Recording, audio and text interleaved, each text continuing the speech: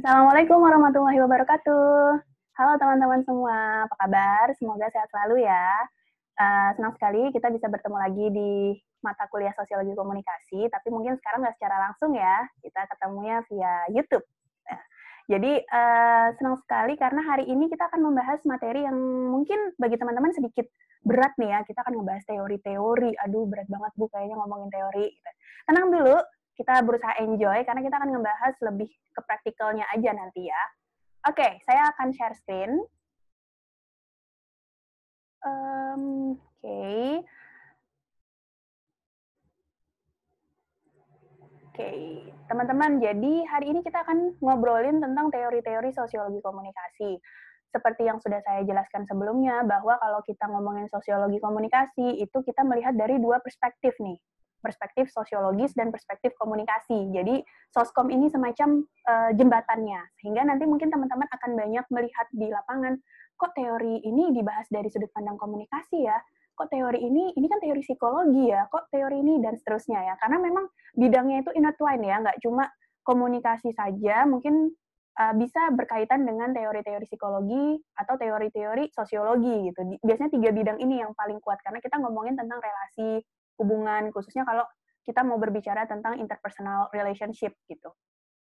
Oke, sebelumnya saya pengen highlight dulu apa sih yang dimaksud dengan teori. Jadi ini yang sering jadi masalah bahwa mahasiswa ketika bicarakan teori itu mereka berbicara tentang definisi.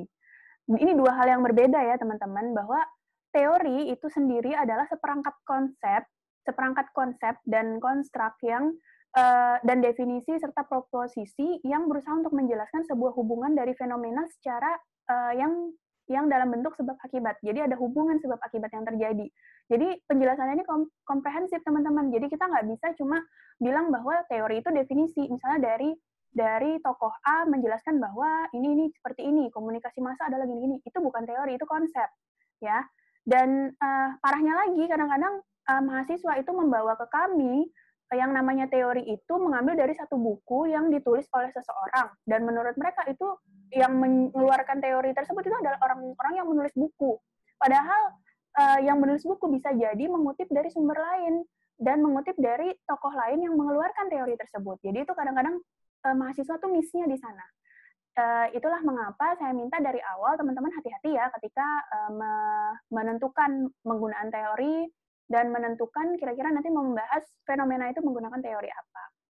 Oke, sekarang kita masuk ke teori-teori sosiologi komunikasi ya. Saya akan bahas 3 teori di sini yang paling sering digunakan dalam sosiologi komunikasi. Yang pertama adalah teori interaksionisme simbolik. Mungkin teman-teman sudah ada yang pernah mendengar, ini juga bisa disebut teori interaksi simbolik kadang-kadang.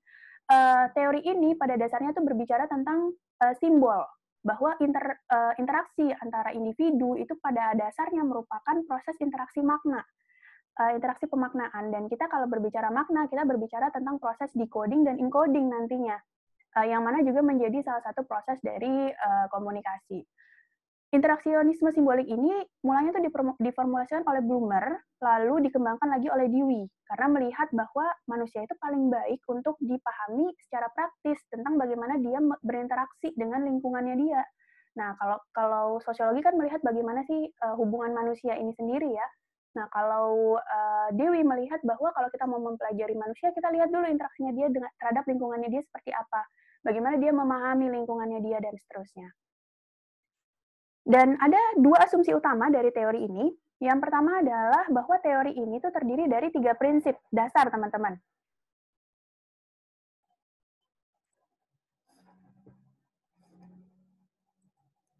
Ada 3 prinsip dasar dari teori ini. Yang pertama adanya pemaknaan, yang kedua ada bahasa, yang ketiga ada pikiran. Yang mana ketiganya ini membentuk diri seseorang dalam sosialisasi dalam komunitasnya dia. Contoh dulu nih ya, misalnya saya kuliah S1 di Jawa, dan saya nggak bisa bahasa Jawa. Ketika saya datang ke lingkungan yang semuanya orang Jawa, teman-teman saya orang Jawa, ketika saya ngobrol dengan mereka tuh kadang-kadang mereka ketawa, bahkan saya nggak paham itu apa yang diketawakan. Sering ya? Mungkin ya teman-teman juga merasakan hal yang sama ya. Dan saya merasakan itu, teman-teman. Saya merasakan itu, tapi kemudian uh,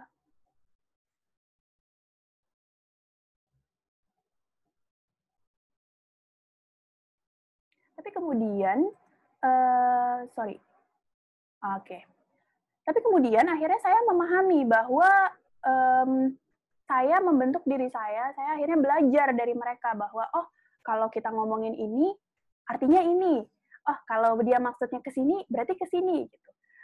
Ada simbol-simbol yang mereka pahami dalam komunitas mereka yang ketika saya masuk, saya berusaha untuk belajar. Akhirnya saya membentuk diri untuk membiasakan diri sama mereka gitu. Ada banyak yang saya pelajarin, akhirnya saya paham, oh kalau ngejok kayak gini saya harus ketawa nih. Oh ini maksudnya ini nih, jadi saya nggak mudah tersinggung misalnya. Tapi ada juga beberapa hal yang mungkin saya nggak paham. Contohnya kalau teman-teman saya di Jawa itu biasa menunjukkan arah tuh pakai utara, selatan. Mereka bisa memahami, oh ini arah utara, ini arah selatan. Nanti di selatannya ini ya, kayak gitu. Saya nggak paham tetap sampai sekarang mungkin ya, tapi itu bagian dari komunitas. Dan mungkin kalau saya hidup dalam komunitas tersebut lebih lama lagi, saya bisa lebih paham. Akhirnya saya memahami bahwa, oh kalau ngomongin arah utara itu ke sini, arah selatan itu seperti ini, kayak gitu. Ada pembentukan diri di sana. Lalu asumsi yang kedua bahwa manusia itu pada dasarnya adalah makhluk pembuat atau produsen simbol. Jadi bahasa yang kita gunakan sekarang itu dibuat oleh manusia juga, bukan berarti bahasa tuh Big Bang gitu ya, tiba-tiba ada, enggak juga, bahwa itu berasal dari proses interaksi dari manusia juga. Contoh dulu manusia purba mungkin mereka berinteraksi dengan bahasa-bahasa gerakan, body language, lalu pakai gambar-gambar untuk membuat jurnal hidup mereka, dan lain sebagainya. Tapi seiring dengan perkembangan peradaban manusia mulai nih dibangun bahasa yang lebih kompleks, dan ini akan terus berkembang sampai nanti. Bahkan sekarang pun kita masih mengembangkan bahasa yang kita punya. Contoh apa? Misalnya sekarang kita sering dengar, oh ya nanti deh aku cari di Google ya, aku googling dulu misalnya. Google sendiri itu adalah kata baru yang akhirnya masuk ke dalam kamus juga pada akhirnya. Kata Google merepresentasikan sebuah interaksi, sebuah kegiatan, sebuah proses yang dipahami oleh banyak orang dan diterima oleh banyak orang. Contoh lainnya, misalnya Gojek. Gojek juga sekarang juga seperti itu. Nanti ku gojekin deh ininya. Ku gojekin, bukan ku kirim menggunakan Gojek, tapi sudah ku gojekin aja. Menjadi kata kerja akhirnya. Itu adalah simbol baru yang muncul seiring dengan perkembangan interaksi manusia, perkembangan teknologi juga, dan perkembangan peradaban manusia tentunya. Nah, kalau kita bicara pemaknaan ini bicara tentang sikap kepada orang dan benda tergantung pada pemaknaan kita. Jadi kita yang memberikan makna kepada sebuah benda atau seseorang. Kita yang akhirnya mengatur dan memutuskan, oh ini nih katanya ini merepresentasikan ini, dan seterusnya. Lalu ada bahasa. Bahasa berperan sebagai alat untuk bernegosiasi makna melalui simbol. Lalu yang terakhir ada pemikiran, merancang interpretasi seseorang terhadap simbol, dan bahwa pada dasarnya percakapan itu sebenarnya netral.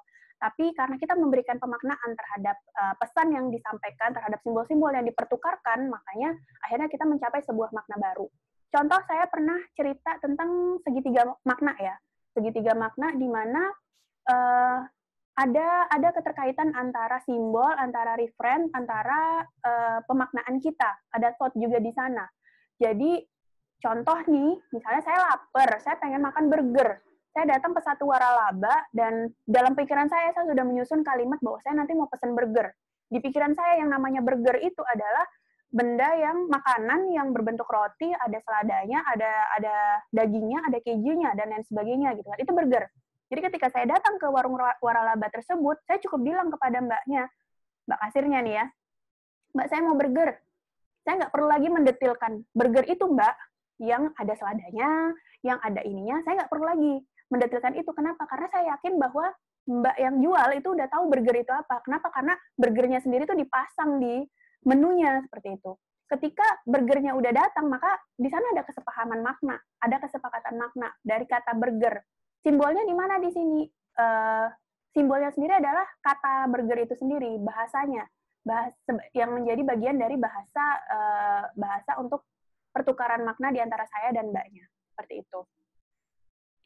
Ini masukan aja sih sebenarnya ya. Jadi kalau teman-teman mau membahas atau mempelajari lebih lanjut, silahkan bisa baca buku-buku ini, atau ya silahkan ya. Nah ini contoh juga simbol. Jadi kita sudah menyepakati bahwa ini simbol dilarang parkir kan. Udah sepakat nih, semua orang udah tahu. Tapi masih ada aja yang ngeyel. Di sini kita tahu bahwa aksi yang dilakukan si bapak ini atau ibu ini yang mengendaраkan mobil ini tuh aksi yang melanggar norma-norma sosial. Kenapa? Karena simbol di larang parkir sendiri itu udah bagian dari norma sosial kita. Jadi ketika dia melanggar, dia melakukan hal yang sebaliknya, maka kita anggap melanggar sebuah kegiatan kalau kita bilang disosiatif kayak gitu. Itu tidak benar nih, kayak gini nih salah misalnya seperti itu. Oke, ini ada beberapa judul skripsi yang mengangkat interaksionisme simbolik. Saya ambil random aja tadi ya di Google karena saya googling tadi. Tapi ini bukan skripsinya anak komunikasi sebenarnya teman-teman. Mungkin ada yang komunikasi, ada yang bukan. Jadi ini cuma bagaimana saya ingin mengajak teman-teman untuk bisa mengimplikasikan konsep dengan fenomena mungkin nanti. Oh, ternyata interaksionisme simbolik itu bisa dipakai untuk memaknai kesenian jatilan. Ini sering saya sarankan kepada mahasiswa yang datang kepada saya, mau meneliti jaranan, mau meneliti kuda lumping, mau meneliti budaya ABC, itu saya sarankan untuk baca dulu interaksionisme simbolik. Kalau dianggap nyambung dan bisa merepresentasikan apa yang ingin dia teliti, maka saya arahkan mereka untuk menggunakan teori ini dalam skripsinya. Lalu juga nih Instagram sebagai media interaksi simbolik dalam menciptakan gaya hidup. Itu juga bisa ya, berarti kita berbicara tentang medianya nih, media Instagramnya. Lalu juga bisa untuk menganalisis interaksi dalam masyarakat, tentang kegiatan masyarakat di warung remang-remang gitu, misalnya dan lain sebagainya. Banyak contohnya ya teman-teman. Jadi teman-teman mulai sekarang nih udah bisa ngelihat, oh fenomena ini nih kayaknya berhubungan dengan interaksionisme simbolik nih, bisa kita lihat dari sudut pandang interaksionisme simbolik nih dan lain sebagainya. Oke. Teori yang kedua adalah teori pertukaran sosial. Oke, teori pertukaran sosial ini berbicara tentang teori sosial psikologis yang menjelaskan pertukaran sosial dan stabilitas, bahwa ketika kita berhubungan atau berinteraksi dengan pihak-pihak lain, itu pasti ada negosiasi di dalam sana. Teori ini melihat bahwa hubungan manusia itu dibentuk menggunakan analisis subjektif kita dengan membandingkan alternatif-alternatif yang ada. Nah, ini tadi saya bilang bahwa kalau kita berbicara tentang sosiologi komunikasi, itu pasti akan intertwine dengan teori-teori yang lain ya, teman-teman. Ini salah satunya adalah kita melihat dari sudut pandang sosiologis dan juga psikologis di dalam teori ini. Asumsinya ada 3 nih. Ada pertama bahwa ada analisis cost and benefit dengan tujuan untuk memaksimalkan keuntungan dan meminimalisir biaya. Ini prinsip ekonomi banget dan secara natural kita akan melakukan hal itu. Kalau kita menemukan hubungan yang mungkin tidak menguntungkan untuk kita, maka kita pasti akan memutuskan untuk tidak lagi melanjutkan hubungan tersebut. Sebaliknya, kalau kita lihat, oh dengan saya berada dalam hubungan ini, saya mendapatkan banyak benefit ternyata. Nah, pasti kita akan terus melanjutkannya. Asumsi yang kedua, adanya level perbandingan. Jadi, keyakinan tentang apa yang seharusnya ada dalam hubungan. Ini terkait dengan nilai-nilai ya, teman-teman. Sama halnya ketika kita berada dalam satu hubungan, ternyata hubungan ini tidak sesuai dengan nilai-nilai yang kita anut, pasti kita juga tidak akan melanjutkan hubungan tersebut. Sebaliknya, kita akan lebih dekat dengan hubungan-hubungan yang sesuai, selaras dengan nilai-nilai yang kita anut. Nilai-nilai di sini banyak macamnya ya. Prinsip pribadi, keyakinan, dan lain sebagainya. Lalu yang ketiga, adanya level perbandingan terhadap alternatif-alternatif. Level perbandingan ini berbicara tentang kemungkinan untuk hubungan yang lebih baik. Contohnya nih, misalnya ya, teman-teman dalam punya pacar 5 tahun, nggak dilamar-lamar misalnya, sementara teman-teman melihat bahwa hubungannya kok gini-gini aja. Dan kemudian datang nih, ada alternatif lain yang menawarkan, ayo hubungannya yang lebih serius, dan lain sebagainya. Pasti teman-teman akan mulai mempertimbangkan alternatif tersebut. Oh, saya kayaknya lebih ke sini deh, saya pengen yang serius dan seterusnya. Ya, jadi ada secara natural kita akan berpikir seperti itu, teman-teman. Kenapa? Pada dasarnya karena memang kita secara individu itu punya kebebasan dalam menentukan pilihan dan kita punya kebebasan berada dalam situasi yang sesuai dengan kebutuhan dan kemauan kita gitu. Makanya setiap kita mengambil keputusan untuk ada dalam sebuah hubungan, dalam sebuah interaksi antar manusia, kita pasti mempertimbangkan ada cost and benefit-nya. Kita akan berusaha untuk memaksimalkan keuntungan kita dan meminimalkan kerugian kita dalam hubungan tersebut. Teori ini bermula dari pemikiran Goldner dan kemudian dikembangkan oleh Mustaine dan lain sebagainya. Oke. Ini Bisa dibaca untuk lebih lanjutnya ya tentang an exchange theory model of interpersonal communication. Nanti bisa kalau teman-teman mau mempelajari lebih dalam lagi tentang teori ini. Oke, ini saya ngambil contoh di Facebook dan Instagram. Ini terkait sama usage and gratification mungkin ya. Kita memilih media mana sih yang yang kita butuhkan, mana media yang sekiranya perlu dan tidak perlu untuk kita ikutin sesuai dengan kebutuhan-kebutuhan kita, teman-teman.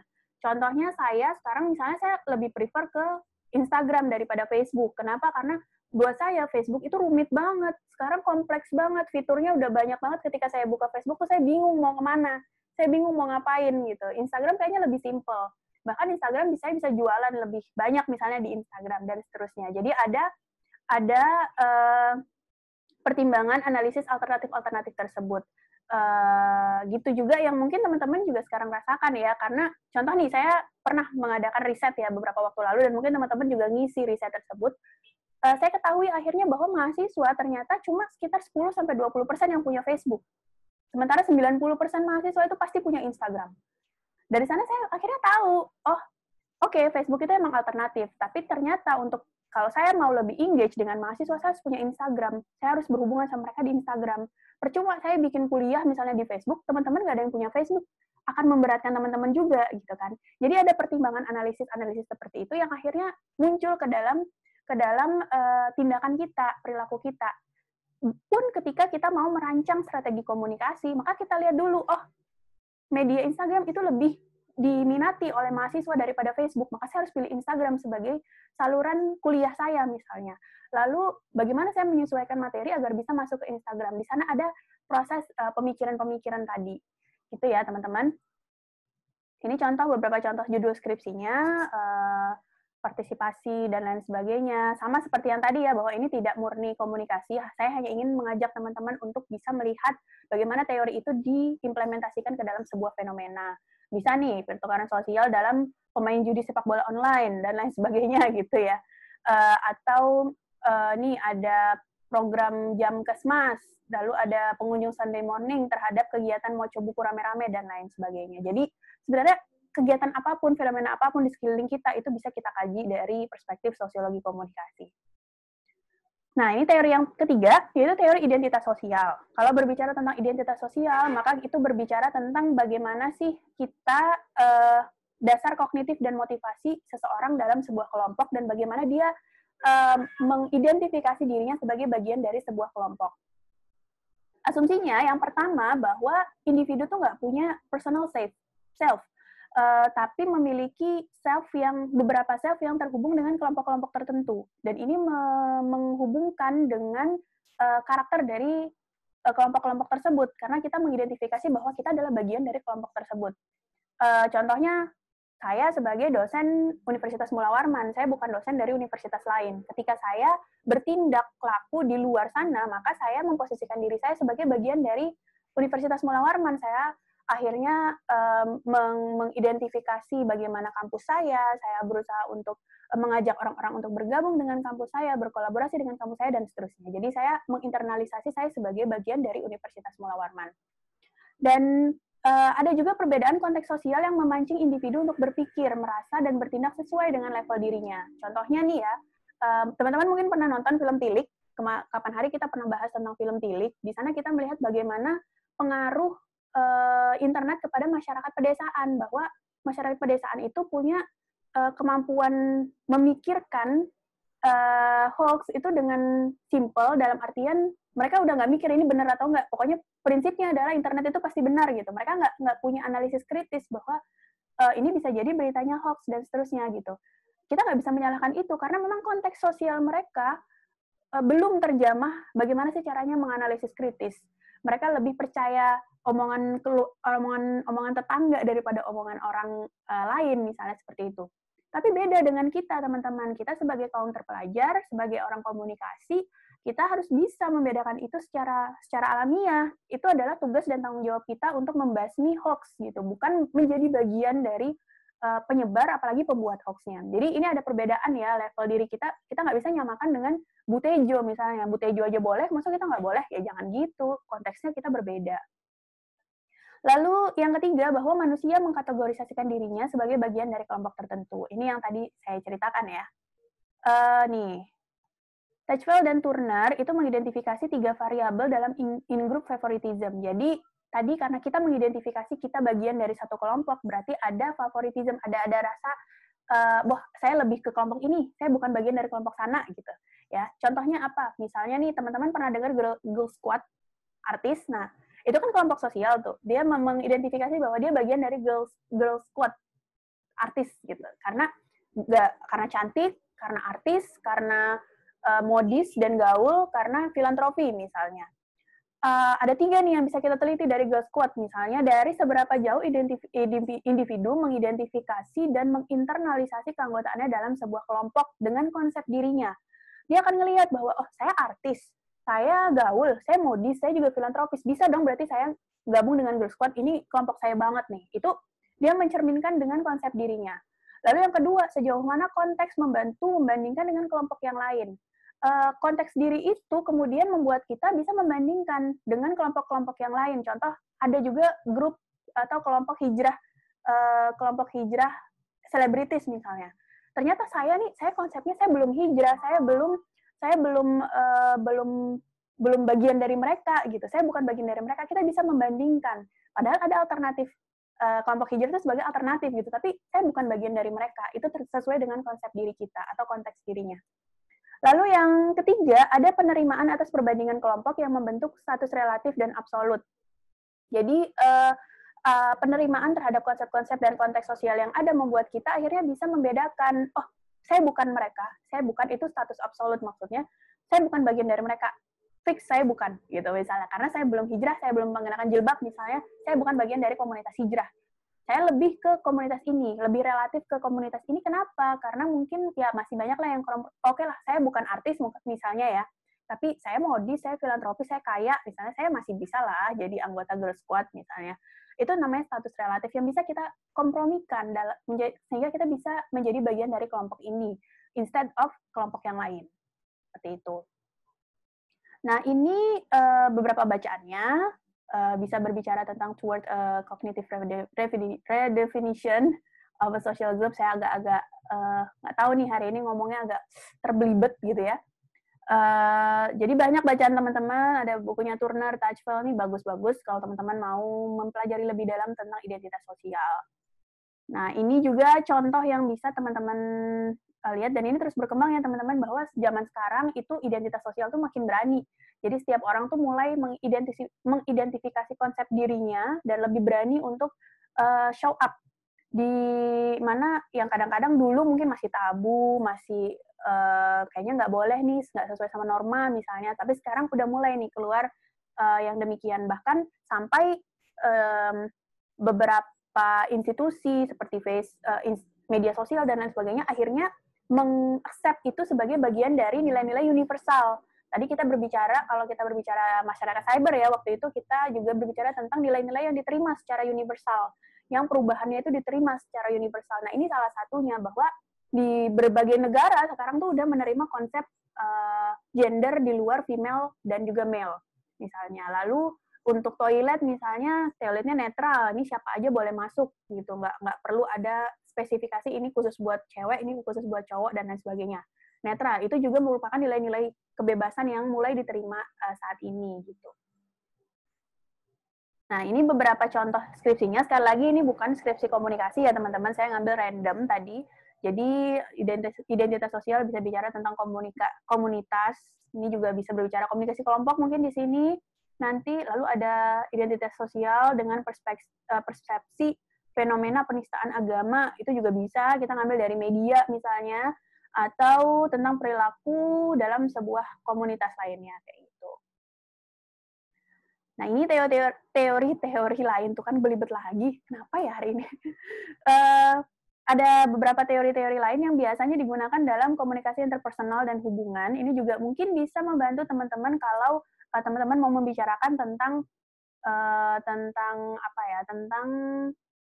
kelompok, identitas kelompok. Ini bisa, atau mungkin dari perspektif interaksi simboliknya, atau dari perspektif social exchange-nya, teman-teman juga bisa menggunakan teori-teori ini.